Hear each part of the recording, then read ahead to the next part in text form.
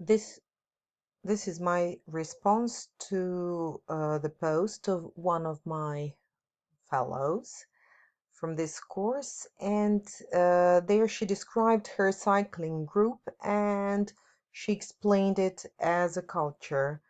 First of all, I read the post carefully. Then I took a little time to reflect. After that, I wrote my response, meaning that I used my full attention to read it and then reflect before writing anything in response. Then I tried to share my own experience here, where I stated that I am also interested in, let's say, the same things as she is in a healthy lifestyle in this case, and how I used to ride a bike as well. I also tried to recognize the emotional side, because when I was reading her post and while reflecting afterwards, I could tell, I could sense that it is extremely important for her to belong to that culture, especially because all the members of that group are her childhood friends. Also, I requested some additional information. In this case, you mentioned that you obey all the traffic rules, so I'm curious whether you cycle only in urban areas or somewhere in the nature as well. Um, Also, I was wondering uh, how she managed to gather this group around the same idea, and if they were all equally interested in that from the very beginning. Uh, in this second response to Maya's post, which I have to say impressed me very much, and I related to it extremely. I used, well, more or less the same techniques. I also read it carefully. I also reflected upon it. I gave my own point of view and my own experience about it. And I also added one more technique. I wanted her to clarify something to me. In this sentence, I'm not sure if I understood well. Do you mean that there are no course books on military English, so you have to create and prepare your own material? Because that was very interesting for me. And also, as I said, most of the techniques I used in previous response, I more or less use them in the second response as well. Also, as an answer to this second question, in the second paragraph, I think that this assignment demonstrated how strong connection between active listening, critical thinking, and being able to encourage others to reflect is that's very important and obvious. First of all, I think that there is no critical thinking without serious approach to active listening, or in this case, reading.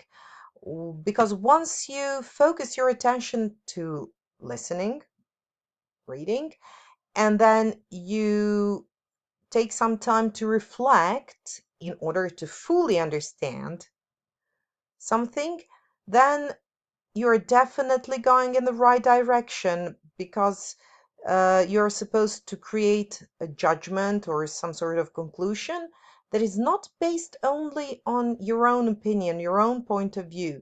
You need to fully understand everything in order to understand it properly. Also, by giving a meaningful feedback, by using all the techniques for successful active listening, the person you were actively listening or you were reading their posts, they will hopefully also be provoked to reflect further as well. As an answer to this third question, how could you apply this in your own teaching? I would like to say that I have already tried to apply some of the ideas I met in this course. I presented to my students the exercise we've done in description versus interpretation task. Before doing the task, doing this exercise, we were discussing in our first language what does it mean to describe something and what does it mean to interpret it. I wanted my students who are 12 years old to fully understand the difference between describing something and interpreting something. After that, I presented them the first picture and told them simply to describe it as simple as possible using only the facts. When describing the picture, they were practicing certain language structures and grammar and vocabulary as well. I told them to use there is, there are. Uh, but when they were supposed to interpret the picture, I encouraged them to use their imagination more, and subsequently they were paying less attention to the grammar. Well, in such situations, I'm really struggling with my own urge to correct their grammar. You know, the teacher in me screams, correct them. Whenever I hear bad grammar, I have this strong urge to correct them. But I notice that if I correct them too much, and consequently I interrupt them frequently, then students tend to lose their confidence. They become hesitant when they're supposed to speak English, and I have to say that they lose interest in continuing. I managed not to overcorrect them because I noticed how enthusiastic the students were about this task. They really liked it. And I realized that they would have felt that I didn't appreciate their enthusiasm and their ideas enough if I had corrected their grammar all the time, because they were more focused on their ideas than their proper English grammar. Finally, when we finished the task, I showed them the second picture, and in this final stage, we were discussing about the importance of realizing and accepting the fact that people see things differently, and that we should be open to other people's points of view, and we shouldn't just stick to our own point of view, believing that ours is always better.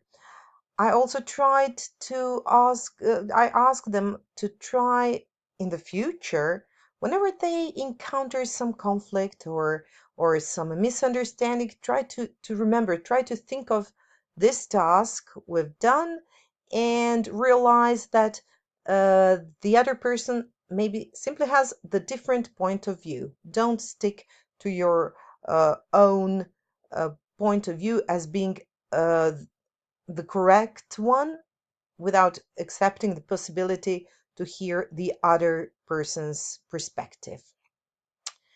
As an answer to this fourth question, I have to say that this part of the assignment seems to be the most difficult one, because I think the different parts of my assignment have different depth, and also self-assessment is one of my weakest points, I have to say.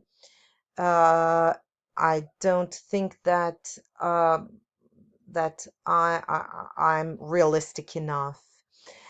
But I referred to this depth of reflection rubric, and by looking at it, I think that in my assignment I mostly had a descriptive rationality. But when explaining the exercise I done with my students, I try to step out of myself. I list a little bit, and then I try to see the things from their perspective.